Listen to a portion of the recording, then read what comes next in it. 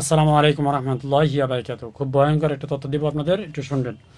আওয়ামী লীগ সরকারের সময় সংঘটিত গুমের ঘটনায় দায়ের করা দুটি মামলায় সাবেক প্রধানমন্ত্রী শেখ হাসিনা, ডিজিএফআই এর সাবেক ৫ মহাপরিচালক সহ মোট ৩৩ জনের বিরুদ্ধে গ্রেপ্তারি পরোয়ানা জারি করা হয়েছে। পরোয়ানাগুলো পুলিশের মহাপরিদর্শক, আইজিপি এবং সংশ্লিষ্ট ১২টি দপ্তরে পাঠানো হয়েছে।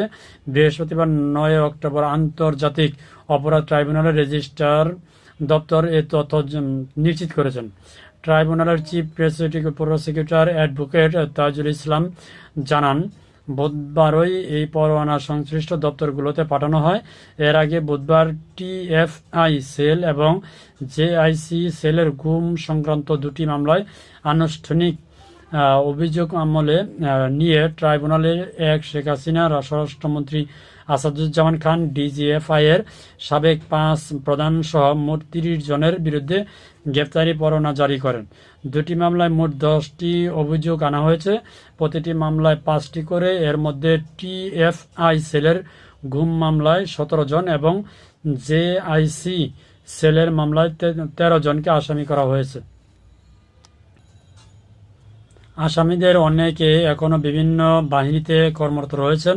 তবে চিফ প্রসিকিউটর জানান, আনুষ্ঠানিকভাবে অভিযোগ দাখিলের পর থেকে আইন অনুযায়ী তারা আর কর্মরত হিসাবে গ্রহণযোগ্য হবে না। মানে ৫ এই প্রধান যে আপনার ৫ প্রধান কে আপনার সেনাবাহিনীর প্রধান, এর আগে যে ছিল, মানে এখন যে আছে ওয়াকারুজ্জামান সেনা, তার আগে ছিল। তারপর হচ্ছে আপনার র্যাবের যে প্রধান, তারপর হচ্ছে নৌবাহিনীর প্রধান, মানে আগে যারা ছিল শেখ হাসিনাকে যে সার্ভ করতো, তো তাদের বিরুদ্ধে এরকম গ্রেপ্তারি পরোয়ানা জারি করছে।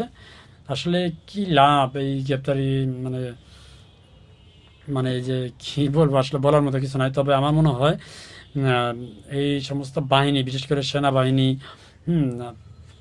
তারা এই রাজনীতির প্রেক্ষাপটে যেই সরকারি আসুক, আসলে তাদেরকে সার্ভ করাটা আমার মনে হয় না যে ঠিক হচ্ছে। এই যে দেখেন, তারা সার্ভ করছে যে ফ্যাসিস্ট সরকারের আমলে, এখন তাদের উপরে গ্রেপ্তারি পরোয়ানা জারি করছে। কিন্তু সেনাবাহিনী প্রতি বাংলাদেশের জনগণের অনেক আস্থা আছে। কিন্তু তারাই যদি এরকম মানে দুর্নীতিতে ফেসে যায় সরকারকে সার্ভ করার জন্য, তাহলে আসলে সেনাবাহিনীর উপরে যদি জনগণ আস্থা না রাখতে পারে, তাহলে বাংলাদেশের জনগণ আর কার কাছে আস্থা রাখবে, এটা কিন্তু মূল বিষয়। তো যাই হোক, দেখা যাক, যারা দেখবেন ভালো থাকবেন সবাই। আসসালামু আলাইকুম রহমতুল্লাহি ওয়া বারাকাতুহু।